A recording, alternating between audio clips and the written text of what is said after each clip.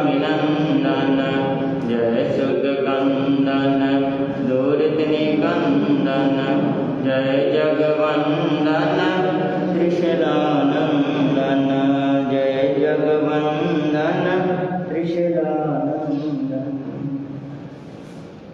है समय नदी की धार जिसमें सब बह जाया करते हैं, है समय बड़ा तूफान प्रबल पर्वत झुक जाया करते हैं। अक्सर दुनिया के लोग समय में चक्कर खाया करते हैं, लेकिन कुछ ऐसे होते जो इतिहास बनाया करते हैं। परम श्रद्धेय परम आदरणीय अनंतकारी पूज्य गुरुदेव के पावन चरणों में कोटिशः वंदन नमस्कार करता हूँ। उपस्थित मोक्षाभिलाषी पुण्यवान आत्माओं, आपके समक्ष परम वितरागी प्रभु महावीर की अमृतमय वाणी उस समय की रचना से पूर्व कुछ पंक्तियाँ हैं, सभी ध्यान से सुनेंगे और बोले श्रीमन भगवान महावीर स्वामी की।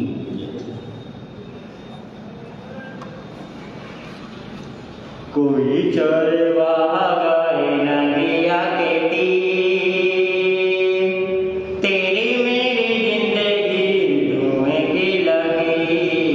कोई चरवाहा गाए नदिया के तीर, तेरी मेरी जिंदगी धुएं की लगी।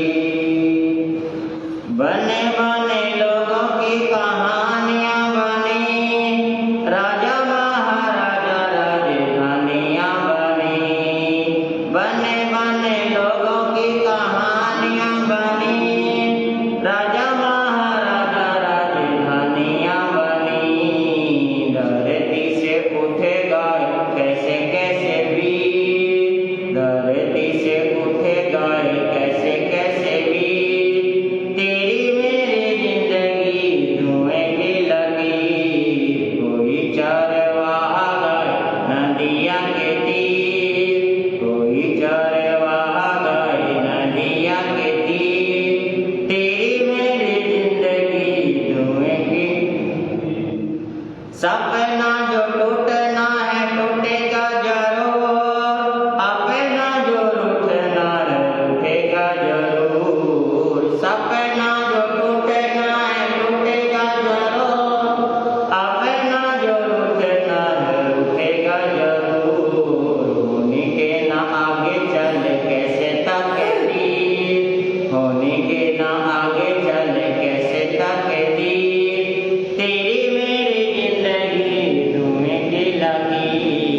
कोई चरवाहा गाए नदिया के तीर, कोई चरवाहा गाए नदिया के तीर, तेरी मेरी जिंदगी धुएं की लगी। सांसों की उम्र एक दिन से भी कम, फिर भी आदमी में पाले हैं भरम। सांसों की उम्र एक दिन से भी कम, फिर भी आदमी में पाले हैं भरम। सोना नहीं चांदी नहीं माटी का शरीर, सोना नहीं चांदी नहीं माटी का शरीर। तेरी मेरी जिंदगी धुएं की लगी। कोई चरवाहा गाए नदिया के तीर, कोई चरवाहा गाए नदिया के तीर, तेरी मेरी जिंदगी धुएं की लगी। कोई बैठा कुटिया में बांसुरी बजाए, कोई बैठा महलों में आंसू है बहाए। कोई बैठा कुटिया बांसुरी बजाए, कोई बैठा महलों में आंसू है बहाए। कैसे कैसे लोग हैं ये कैसी तकदीर, कैसे कैसे लोग हैं ये कैसी तकदीर।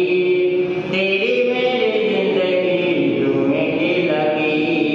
कोई चरवाहा गाए नदिया के तीर, कोई चरवाहा गाए नदिया के तीर, तेरी मेरी जिंदगी धुएं की लगी। दानान जेठम अभयपयानम सचे सुवान वजं वयन्ति तवेषु उत्तमं ब्रह्मचर्यं लोकोत्तमेषां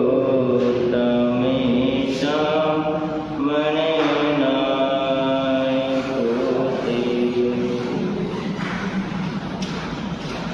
लोकोत्तम ज्ञात होता है श्रमण भगवान महावीर स्वामी का ये धर्म शासन धर्म प्रगति में प्रभु ने जो धर्म के उपदेश दिए हैं, धर्म के जो मार्ग उन्होंने फरमाए, उनमें से कुछ बातें आप लोगों के समक्ष रखने का भाव।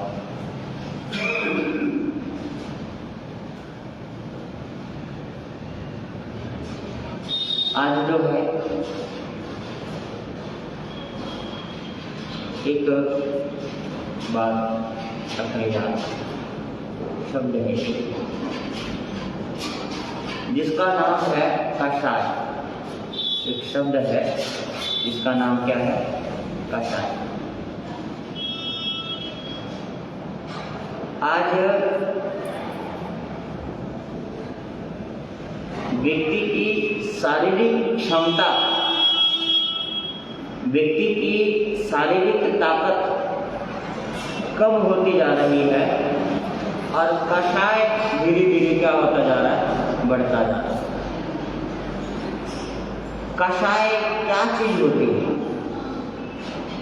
शब्द है कषाय। कषाय का मतलब है कस जमा आय। आय का मतलब होता आय विभाग होता, आय विभाग लिखा रहता। हाँ जी, आय विभाग यानी कि आमदनी। आय का मतलब क्या होता है? आमदनी। कश, कश का मतलब होता संसार। ये दोनों को मिलाकर के कषाय शब्द बना है। कश जमा आय। कश का मतलब संसार, आय का मतलब आमदनी। यानी कि जिससे, जिस चीज को करने से संसार की वृद्धि हो। संसार का वृद्धि का मतलब है जन्म मरण हमारा बढ़े। किसका? हम सबका जन्म मरण बढ़े। उस चीज का नाम क्या है? कषाय। तो जिस कषाय को करने से हमारा जन्म मरण बढ़ जाता है। हम इस संसार में आए हैं अपने कर्म का भुगतान करके संसार का जो जन्म मरण है उस जन्म मरण को कम करना है। और जन्म मरण हमारा कम ना हो करके जन्म मरण हमारा बढ़ रहा है, दुख भी बढ़ रहा है। क्योंकि कर्म ही हमारे ऐसे हैं, कर्म ही हमने ऐसे किए हैं जिसके कारण हमारा दुख क्या हो रहा है? बढ़ रहा है। हमारे जीवन में कोई भी दुख आता है, हम दूसरे व्यक्ति को दोष देते हैं कि उसके कारण से मेरे जीवन में क्या आया है? दुख आया है। लेकिन किसी के कारण से हमारे जीवन में दुख नहीं आता। हमारे जीवन में जो दुख आता है, दर्द आता है, हमारे कर्मों का ही क्या होता है? वो फल होता है। हमारे कर्म का बल है जिसके कारण हमें दुख आता है, हमें दर्द आता है। तो लेकिन हम दूसरों को दोष देते हैं, हम अपने कर्म के ऊपर नहीं देखते, विचार ही नहीं करते। कर्म का फल है। एक व्यक्ति झोपड़ी में बांसुरी बजा रहा है। अभी पंक्ति सुनी आपने। एक व्यक्ति झोपड़ी में बांसुरी बजा रहा है और एक व्यक्ति महल में आंसू बहा रहा है। तो ये कर्म का क्या है? फल है कि महल में रहकर भी वो आंसू बहा रहा है और वो कुटिया में रहकर भी बांसुरी क्या कर रहा है? बजा रहा है। यानी कि कुटिया में रहकर भी व्यक्ति सुखी है और महल में रहकर भी व्यक्ति क्या है? दुखी है। कारण क्या है? कारण कर्म है कि जिसके पास महल है उसके पास क्या नहीं है? पारिवारिक सुख नहीं है, शांति नहीं है, आनंद नहीं है। वो दुख उठा रहा है, और जिसके पास झोपड़ी है उस व्यक्ति के पास वैसे तो पैसे का अभाव है, धन का अभाव है, धन ना हो करके बाकी उसके पास सब कुछ है, इसलिए वो आनंद में जी रहा है। ये हमारे कर्म का क्या है? फल। कर्म है ये। तो ये जो कर्म है, कर्म का जो फल है, ये हम सबको भुगतना पड़ता है। और कर्म क्यों होता है? कर्म होता है कषाय के कारण। जो हम कषाय करते हैं, उस कषाय में आकर के हम कर्मों का उपार्जन करते हैं, तो संसार वृद्धि होती है, संसार बढ़ता है, जन्म मरण हमारा बढ़ता है, जन्म मरण बढ़ जाता है हमारा। तो इस वजह से हमें इस चीज का ख्याल रखना है कि जो कषाय है हमारा वो कम हो जाए। अब कषाय के 4 भाग दिए हैं। कितने? कषाय जो है, कषाय 4 भाग दिए हैं इसके, वो हमें समझना बहुत जरूरी है। कषाय में 4 भाग है, जिसमें से एक चीज है क्रोध। क्या है? क्रोध, मान, माया और लोभ। ये 4 नाम आप लोगों ने बहुत बार सुने होंगे। हाँ जी, जितने भी आप लोग बैठे हैं, चाहे वो जैन है, चाहे नॉन जैन है, चाहे कोई भी व्यक्ति है, किसी भी जाति का है, आप लोगों ने ये चारों चीजें जरूर सुनी होगी। हाँ जी, जितने आप लोग बैठे हैं, मेरी बातें समझ में आ रही है? हाँ जी, ये चारों बातें आप लोगों ने जरूर सुनी होगी। कौन सा? क्रोध, मान, माया और लोभ। क्रोध, मान, माया और लोभ, ये 4 चीजें जरूर सुनोगे। इन चारों चीजों को, वैसे ये 4 हैं और इसके अनेकों बातें हैं, इन चारों को एक शब्द में पिरो के रख दिया, जिसका नाम है कषाय। कषाय शब्द दे दिया। तो सबसे पहला जो हमारे अंदर जो होता है क्रोध, और ये चारों कषाय एक एक चीज का नाश कर देता है। जैसे क्रोध के बारे में कहा गया कि क्रोध प्रीति का नाश कर देता है। किसका? प्रीति। मान, नम्रता, विनय को नष्ट कर देता है। माया, मित्रता को समाप्त कर देती है। और लोभ समस्त गुणों को क्या कर देता है? नष्ट कर देता है। अब मैं इसके बारे में सुनाऊं पहले और बता देता हूं। आप लोग बताओ, ये हमारा शरीर है, ठीक है? और 4 कषाय के बारे में बताया, क्रोध, मान, माया और लोभ। इस शरीर के अंदर चारों में से क्रोध कहां पर रहता है?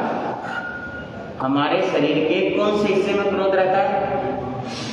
हाँ जी, दिमाग में क्या रहता है? क्रोध रहता है। हाँ जी, और दिमाग में ये क्या रहता है? दूसरी चीज और एक चीज रहती है, बुद्धि। क्या रहती है?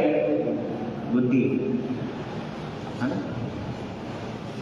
अगर व्यक्ति क्रोध करता है, ठीक है, क्रोध करता है, तो क्रोध करने से व्यक्ति की बुद्धि क्या हो जाती है?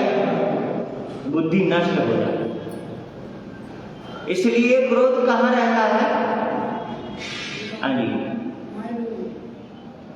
कहाँ रहता है ना? अब आप ही बता दो कि क्रोध दिमाग में रहता है, तो मान कहाँ रहता है? अहंकार कहाँ रहता है? मान कहाँ रहता है?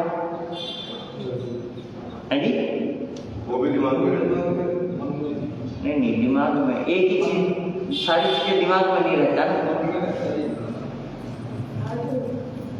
है जी, थोड़ा विचार करो, आपको समझ में आएगा। जैसे आपको समझ में आया, ये तो समझ आ गया ना आपको कि क्रोध कहाँ रहता है? दिमाग में। ये तो आपने बता दिया। हमारा शरीर है, हमारे शरीर में ये चारों चीजें मौजूद है, और ये चारों समय समय पर अपना क्या करते हैं? ये काम करते हैं, ठीक है? तो आप बता दीजिए। आपने ये तो बता दिया कि क्रोध कहाँ रहता है? दिमाग में रहता है। अब मान बताइए, मान कहाँ रहता है जी? हाँ, मान गर्दन में रहता है। कहाँ रहता है? हाँ, जब व्यक्ति के अंदर मान आता है तो गर्दन ऐसे सीधी हो जाती है, हाँ? गर्दन। चलो, दो बातें आ गई, ठीक है। क्रोध कहाँ? दिमाग में। मान कहाँ? गर्दन में। अब माया कहाँ रहता है? माया कहाँ रहती है? हाँ जी? माया कहाँ? माया पेट में होता है। कहाँ? पेट। क्योंकि माया का मतलब है कपट, और पेट एक ऐसी चीज है जिसमें कपट रहता है। कहते हैं ना, पेट में तेरे पाप है। क्या है? कपट है, ठीक है। तो पेट में क्या रहता है जी? माया। और लोभ?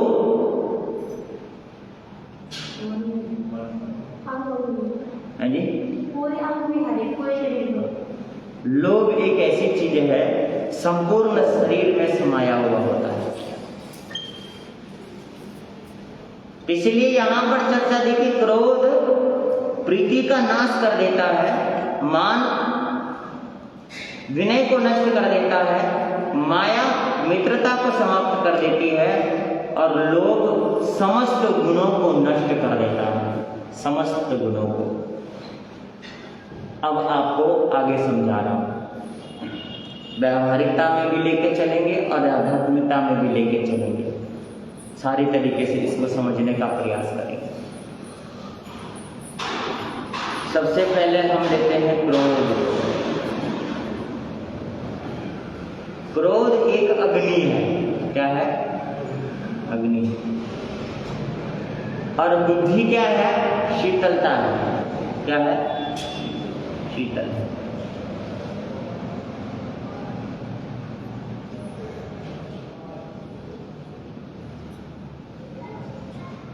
जब व्यक्ति बुद्धि से काम लेता है, किससे? बुद्धि से, तो उस व्यक्ति का सारा कार्य सही होता है। और जब क्रोध में निर्णय लेता है तो उस व्यक्ति का सारा कार्य क्या होता है? विफल। क्रोध जब व्यक्ति करता है तो क्रोध में आकर के उसकी बुद्धि भ्रष्ट हो जाती है, बुद्धि खराब हो जाती है, बुद्धि उसकी काम नहीं करती, आंखें बंद हो जाती है, जुबान खुल जाती है, और फिर जो आए मन में वो क्या करता है? बोलता है। क्रोध।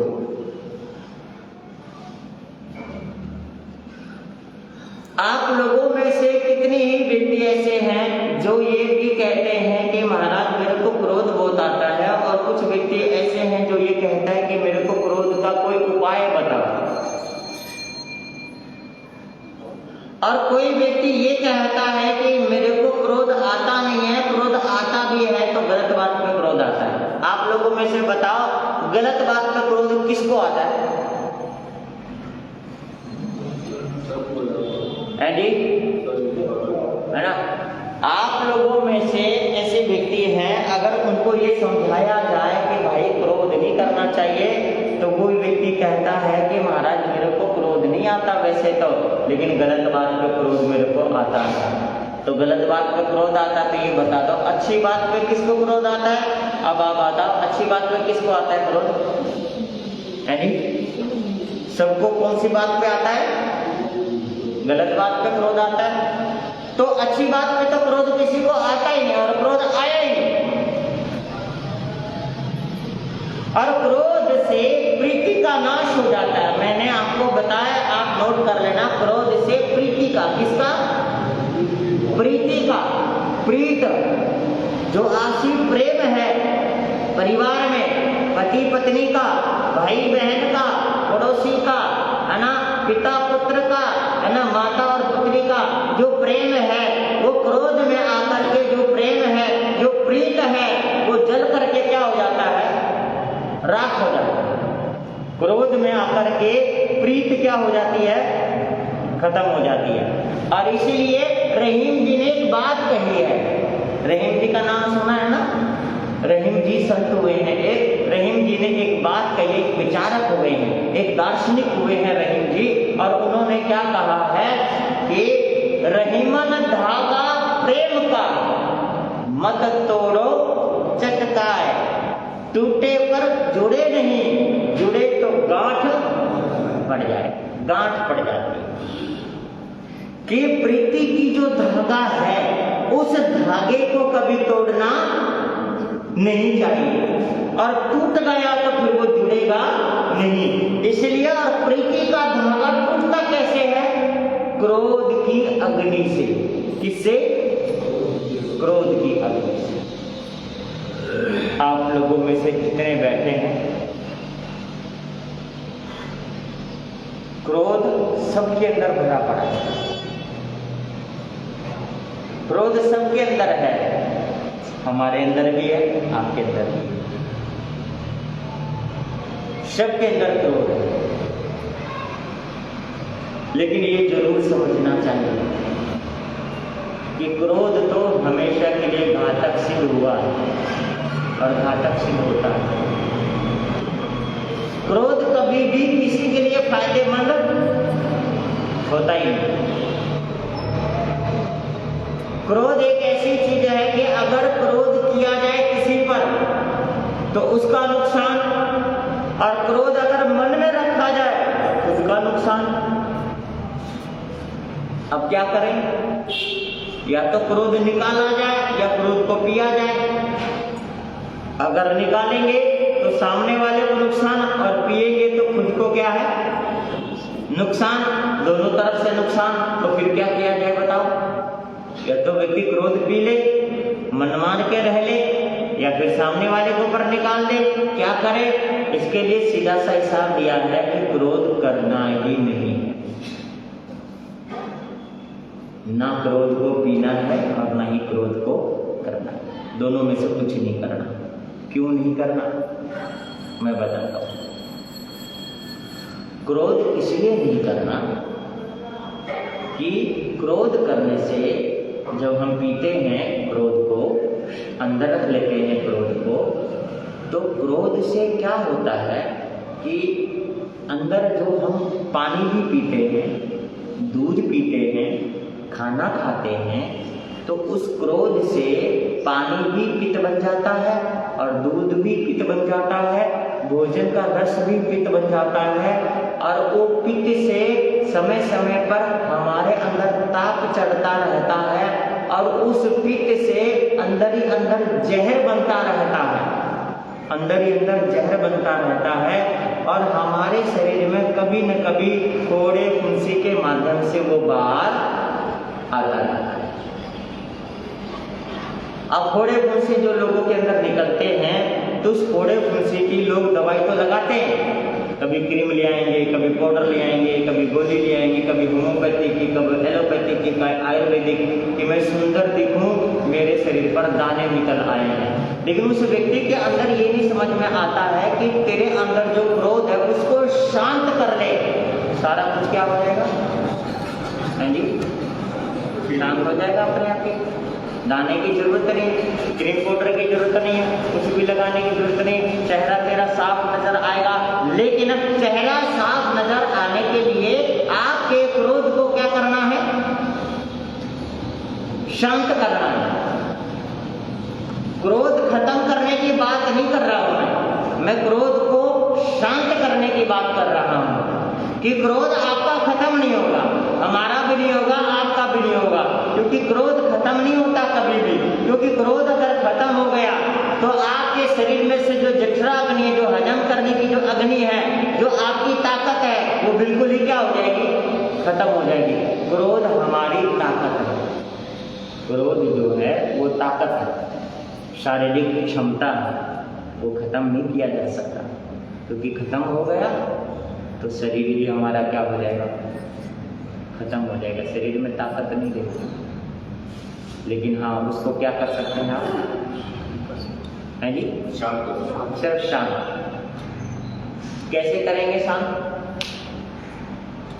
माताएं बहनों, आपने कभी दूध उबाला है? बोलो है जी, दूध में उबाल दिया कभी? बोलो। हाँ तो ऐसे बोलो ना, दिए हैं तो बोलो। जैसे दूध में उफान देते हैं, दूध जैसे उफनता है, जैसे उफनने लगता है तो गैस को क्या करते हैं आप लोग? बंद कर देते हैं। तो दूध उफनना क्या हो जाता है जी? शांत हो जाता है। अब उस पे आप प्लेट ढक दो, छन्नी ढक दो, चुन्नी ढक दो, फिर भी दूध वैसा का वैसा रहता है। अब आपको दूध देखने में क्या लग रहा है? शांत। कैसा लग रहा है? शांत। लेकिन आप छू करके देखो तो पतीला भी गर्म है और दूध भी क्या है? गर्म। खत्म नहीं हुआ, उसकी गर्माहट क्या नहीं हुई? बोलो। गर्माहट उसकी क्या नहीं हुई है? खत्म नहीं हुई है ना?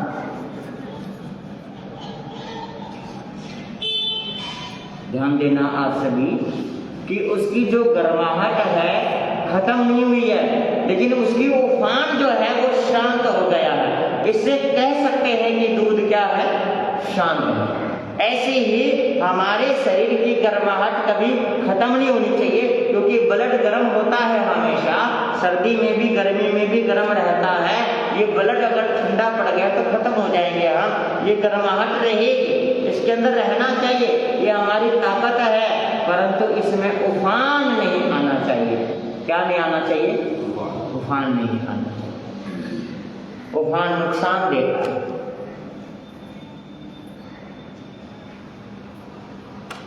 आयुर्वेद के अंदर एक चर्चा है, कहो तो मैं सुनाऊं? हैं जी, सुनना चाहेंगे? नहीं, खाली सुनना चाहेंगे या जीवन में भी उतारना चाहेंगे? हाँ जी माताओं, सुनाऊं? हैं?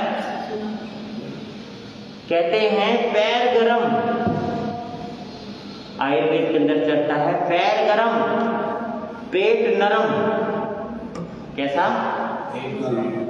आयुर्वेद के अंदर चर्चा है कि पैर गरम पेट नरम दिमाग ठंडा, और उसके घर पे वैद्य आ जाए तो उसको मारो डंडा। समझ में आया? आयुर्वेद के अंदर चर्चा है पैर गरम पेट नरम दिमाग ठंडा, और उसके घर पे वैद्य आ जाए तो उसको मारो डंडा। यानी कि वैद्य को आने नहीं देना, किसी डॉक्टर को आने नहीं देना, दवाई की जरूरत नहीं है उसको। अगर पैर गर्म है पेट नरम है दिमाग ठंडा है तो उसको कोई बीमारी नहीं लगेगी कभी भी, और ना ही उसके अंदर कोई बीमारी होगी, और उसको किसी वैद्य और डॉक्टर की क्या नहीं है? जरूरत ही नहीं है। वैद्य डॉक्टर आए तो दूर से डंडा मार के भगा दो, भाई तेरी मेरे हाथ तेरी, हमारे यहाँ क्या नहीं है? जरूरत ही नहीं है, क्योंकि मेरा तो बिल्कुल स्वास्थ्य क्या है? ठीक है। तो इसीलिए अब हमारा जो है पेट नरम होना चाहिए, पैर गर्म और दिमाग ठंडा होना चाहिए। कि शांत अगर दिमाग है तो उसके शरीर में कोई बीमारी नहीं है। आपको बताया था ना वात पित्त और कफ, बताया था है जी? याद है? कब बताया था? वात पित्त और कफ की चर्चा कब सुनाई थी? है जी? है जी? चौथे दिन सुनाई। वात पित्त और कफ, इन तीनों का संतुलन बना रहता है तो हमारा शरीर स्वस्थ रहता है। तो एक है वात, एक है पित्त और एक है कफ। तो पित्त जो शब्द है, पित्त होता है पीड़ा, है ना? और पित्त से ही बुखार आता है, पित्त से ही शरीर में पित्त बनता है, पित्त से ही फोड़े फुंसी आती है, अनेकों प्रकार की बीमारियां आती हैं। और ये पित्त का संतुलन बिगड़ता कब है? जब व्यक्ति अत्यधिक क्रोध करता है। क्या करता है? क्रोध का उफान लेकर के आता है। तो व्यक्ति जब क्रोध का उफान लेके आता है तो उसके अंदर पित्त ज्यादा हो जाता है, और पित्त ज्यादा होने से उसके शरीर में क्या आती है? बीमारी। आप लोग अपने आप में कंट्रोल करके देखना। क्या आपका शरीर पूरे दिन में थोड़ा सा भी काम करके थका थका महसूस होता है? बोलो। थोड़ा सा भी काम करके शरीर ऐसा लगता है कि मेरा शरीर टूट गया है, मेरा शरीर थक गया है। और थक इसलिए गया है कि आपका जो ब्लड है वो ब्लड आपका कमजोर हो गया है। और कमजोर क्यों हो गया है? क्योंकि आपके अंदर किसी भी कारण से या किसी के कारण से क्रोध बढ़ गया है। उस क्रोध के कारण आपका खून जलने लग गया है और खून जलने से क्रोध की ब्लड की जो ताकत है वो कमजोर पड़ गई है। और थोड़े से काम करते ही आपका शरीर कैसा हो जाता है? चूर चूर हो जाता है कि मेरा शरीर क्या हो गया? निढाल हो गया है। अब तो पड़ जाओ, पर पड़ा नहीं जाता। घर का काम पड़ा है, घर का काम करना है, बहुत सारे काम करना है, ड्यूटी पर जाना है, नौकरी पे जाना है, नहीं गए तो तनख्वाह कटेगा, क्या होगा? जाते भी हैं और करने का मन भी नहीं करता। कारण क्या है? सज्जनों, हम इस चीज की दवाई लेते हैं, डॉक्टर से कहते हैं कि इसकी दवाई दे दीजिए, लेकिन इसकी दवाई तो आपके पास है। कौन सी दवाई है? अपने आप को क्या कर लो? शांत। ये दवाई सबसे बड़ी, और किसी चीज की जरूरत नहीं।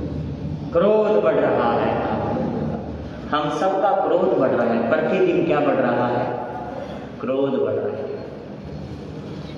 और क्रोध से प्रीति का नाश हो रहा है, आपसी मन मुटाव आ रहा है।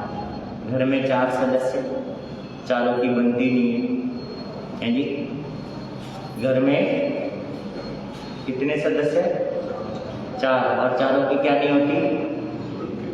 क्यों नहीं बनती भाई? चारों तो एक ही परिवार के हैं, ब्लड रिलेशन है, ब्लड का रिलेशन है, ब्लड का रिश्ता है, खून का रिश्ता है। चारों क्या है? पति पत्नी है, 2 बच्चे, 4 ही तो है। और फिर भी क्यों नहीं बन रही है? क्योंकि प्रीति का नाश हो रहा है, क्रोध के कारण हो रहा है। पहले के समय में एक दादाजी हैं जी, दादाजी के 4 बेटे, चारों बेटों के 4-4 बेटे, दादाजी के 4 बेटे, चारों बेटों के 4-4 बेटे, 4-4 घरवाली, और उन चारों के 5-5, 6-6 बच्चे। कितने हो गए हैं जी? दादाजी के 4 बेटे, चारों बेटे के 4-4 बेटे, है ना, और चारों बेटे के 5-5, 6-6 बच्चे। कितने हो गए? ना 75 है जी, हो गए? अरे जो भी हो गए। कौन सा केस करना है अपने को? जो भी हो गए। यानी कि एक घर, एक आंगन, एक बैठक, एक चूल्हा, सब कुछ एक ही आंगन में। इतना परिवार एक साथ रहते थे, एक साथ खाते थे, एक साथ पीते थे, एक साथ बैठना उठना, खेत में जाना, काम करना, सारा कुछ। और सब बहुओं में, सब बेटों में, सब पोतों में आपस में बड़ा क्या रहता था? प्रेम रहता था, प्रेम रहता था। और आज एक मियाँ जी, एक बीवी जी, 2 बच्चे जी, इन चारों के अंदर एक छत के नीचे भी रहकर भी आपस में प्रेम नहीं है, आपस में प्रीति नहीं है, एक दूसरे से बोलते नहीं है। बेटी कॉलेज से आ रही है, आकर के रखा, मुंह बना के कोने में बैठ गई। बेटा आया, खाना खाया, ट्यूशन चला गया। मियाँ जी बैठे हैं, बीबी जी बैठी है, ये भी आपस में बोलते हैं। 2 दिन हो गए बोले हो गया आपस में। कितने दिन? बोलो क्यों? 2 दिन क्यों हो गए बोले हुए? क्यों हो गए बोले हुए? क्यों नहीं बतला रहे? क्यों नहीं बोल रहे हैं आप लोग? क्यों आपस में थोड़ी सी बात पर मनमुटाव हो गया, कहा सुनी हो गई? 4 ही तो घर है, 4 ही तो सदस्य है घर के अंदर, और चारों ही आपस में नहीं बोलते। किस कारण से? थोड़ा सा क्रोध आकर के बोला गया, कड़वा शब्द बोला गया। एक तो बोला गया और दूसरा सहन शक्ति भी नहीं है। बोलो ना, सहन शक्ति भी है जी, सहन शक्ति। पहले लोग सह लेते थे, और एक चीज बता दो, जितना पहले लोग कहते थे आज तो कोई कुछ कहता नहीं। आप लोग ये कहते हो कि भाई पहले जितनी सहन शक्ति थी वो आज नहीं है, और मेरा मानना है कि पहले जो लोग कहते थे आज कोई कहता ही नहीं है। आपको पता है पहले भाभी देवर में कितना मजाक होता था, अब तो कुछ भी नहीं। मुक्का भी मार देते थे जोर से, है ना, लात भी मार देते थे जोर से मजाक में, और उसी को मजाक में लेकर के हंस करके उस बात को क्या करते थे, टाल देते हैं। कोई बात नहीं, देवर ही था है, चलो कोई बात नहीं, भाभी तो है ना, समझ रहे हो ना, इतना तक होता था। और आजकल तो जरा सी भी कोई बात हो गई तो तन बदन में ऐसी आग लगती है, पूछो मत। एक बात बताऊं आप लोगों को, एक ना साड़ी की दुकान थी, साड़ी की दुकान थी, ये तो वैसे नॉर्मल बात बता रहा हूँ मैं। एक साड़ी की दुकान थी, तो एक लेडीज ना साड़ी खरीदने गई, कहती भाई साहब साड़ी देना, उन्होंने साड़ी दिखाई, कितने का, कहता जी 5,000 रुपये का। कहता है यहाँ की कोई बढ़िया सी साड़ी दिखाई जी, 10,000 की साड़ी दिखाई। तो कहता जी ना जी ये तो बढ़िया सी साड़ी दिखाओ। तो दुकानदार ने पूछा बहन जी आपको साड़ी कौन सी चाहिए? कहता कि भाई ऐसी साड़ी दो, ऐसी साड़ी दो, अगर मैं साड़ी पहन के निकलूँ तो मेरी पड़ोसन के तन बदन में आग लग जाए। क्या लग जाए? यानी कि अपनी घर तो छोड़ो कि आज की माताएं बहनें ऐसी हैं जो कपड़े भी पहनती हैं तो पड़ोसन के तन में आग लगाने के लिए। सोचो आप, तो जब आप कपड़े भी पहनते हो कि पड़ोसन का घर जल जाए तो फिर आपके घर में कैसे बचाव होगा, बताओ, होगा? बोलो। जब हमारी सोच यही है कि पड़ोसन का घर जल जाए, पड़ोसन का तन बदन जल जाए, तो बताओ हमारा घर कैसे बचेगा, किस तरीके से बचेगा, कैसे प्रेम रहेगा, कैसे प्रीति रहेगी? हमारा जो प्रेम है आपस का, हमारी जो प्रीति है आपस की, वो खत्म हो गई है। ना मियाँ बीवी में प्रीति, ना बच्चों में प्रीति, ना अड़ोसी पड़ोसी में प्रीति, किसी में प्रीति नहीं है। पहले के समय में अड़ोसी पड़ोसी एक जगह बैठ करके माताएं बहनें, है ना, बैठा करती थी, सुख दुख का बतलाया करती थी। भाई लोग भी बैठा करते थे, सुख दुख की बतलाया करते थे, और वो सुख दुख में काम आते थे, है ना। और आज माताएं बहनें बैठती है तो 4 जनों की निंदा और चुगली करती है, भाई लोग बैठते हैं तो दूसरे को कैसे गिराया जाए ये योजना बनाते हैं। पहले बैठ करके कि भाई उस घर में गरीबी है कैसे मिटाया जाए ये सोचा करते थे, कि उसके घर में अभाव है कैसे किया जाए ये सोचा करते थे। और आज ये सोचते हैं कि भाई वो तीसरा जन वो बराबर में खड़ा हो रहा है उसको कैसे गिराया जाए। देखो कितना फर्क है जी, बोलो ना, है जी, नहीं आ रही समझ में? मेरी बात समझ में आ रही है जी? किस किस को समझ में आ रही है? है जी, सबको आ रही है। सबको आ रही है? क्या आ रही है? जो मैं कह रहा हूँ वो समझ में आ रही है, या जो मेरा विचार है वो आपके मन में घर कर रहा है? बता दो। विचार है वो मन में घर कर रहा है, तो फिर कल से लड़ाई नहीं करेंगे आप? मैं तो कभी करता ही नहीं। है जी? नहीं, आप लड़ाई करते नहीं, लेकिन लड़ाई का सिचुएशन पैदा कर देते हैं। मैं तो दूसरों की लड़ाई को ठंडा करने की कोशिश करता हूँ। आई क्या बात है। हकीकत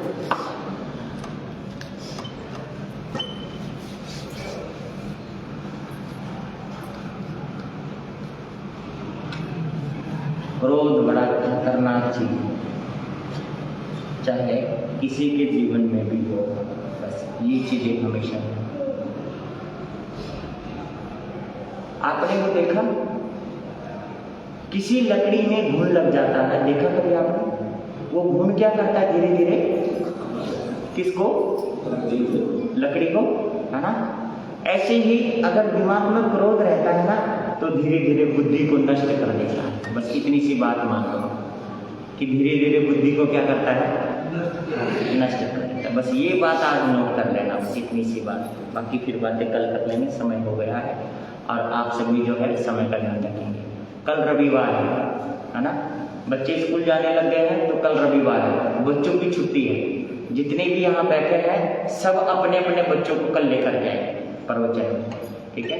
आप लोग भी अपने अपने बच्चों को क्या लेके आएंगे? साथ में लेके हैं जी? लेके आएंगे। कितने बजे? टाइम देखना आता है ना, ठीक 8 बजे आ जाना। जिसको टाइम देखना आता है वो 8 बजे आ जाएंगे, और जो 8 बजे से 5 मिनट भी लेट आए मेरे को पता चल जाएगा इनको टाइम नहीं देखना आता। हाँ देख लो, मेरे को पता चल जाएगा बस ये टाइम देखना नहीं आता, इसलिए टाइम पर जरूर आएंगे आप सभी। थोड़ा सा समय पर देखिए कि एक रेलगाड़ी नांगली में रेलवे स्टेशन है ना, एक रेलगाड़ी 8 बजे का टाइम है और 8:10 पे जाएंगे तो वो ट्रेन आपका इंतजार करेगी है जी? 8 बजे की ट्रेन है तो कितने बजे पहुंचेंगे वहां पर? 5 है जी? 7:30 बजे पहुंचेंगे। और यहाँ 8 बजे का प्रवचन है, कितने बजे आएंगे? क्यों? ऐसा अन्याय क्यों? ऐसा अन्याय क्यों? है ना? गाड़ी नहीं पकड़। जबकि ये सत्संग, देखिए मैं आपको बता दूं, वो गाड़ी अगर छूट गई दूसरी आ जाएगी, कोई फर्क नहीं पड़ता। लेकिन प्रभु की वाणी सुनने में, प्रभु की बातें सुनने में अगर छूट गया तो 2 छूट गया तो क्या पता वही बात आपके काम की हो, वही बात आपके आत्म कल्याण की हो, क्या पता चले? कुछ नहीं पता चलता। किस समय किसकी आत्मा क्या हो जाए, जाग जाए, किसको कौन सी बात लग जाए। इसलिए समय पर पहुंचे सभी जने, अपने अपने बच्चों को, है ना, कटैदा रोड वाले जितने भी परिवार है सबको बोलेंगे, दुर्गा चौक वाले भी बोलेंगे, दुर्गा मंदिर रोड वाले भी बोलेंगे, है ना, प्रताप विहार वाले भी कल सभी सदस्यों को, बच्चों को, परिवार को सबको लेके आएंगे, है ना।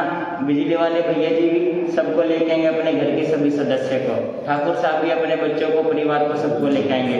लक्ष्मण जी खुद तो आ रहे हैं, लक्ष्मण जी चाहे तो कम से कम 20, 25, 50 जनों को रोज लेकर आ सकते हैं, पर लेके नहीं आते, है ना। आप चाहे तो ला सकते हैं। हमारे राजेश जी चाहें तो कम से कम 10 जनों को साथ में ला सकते हैं, पर चाहते ही नहीं है। राजेश जी थोड़ा सा प्रवचन शुरू हुआ है, सिलसिला शुरू हुआ है, इसी वजह से आप लेकर के आए सभी जने। हाँ जी, अब मंत्री साहब आपके सामने बोलेंगे। हाँ जी, बोलो जी।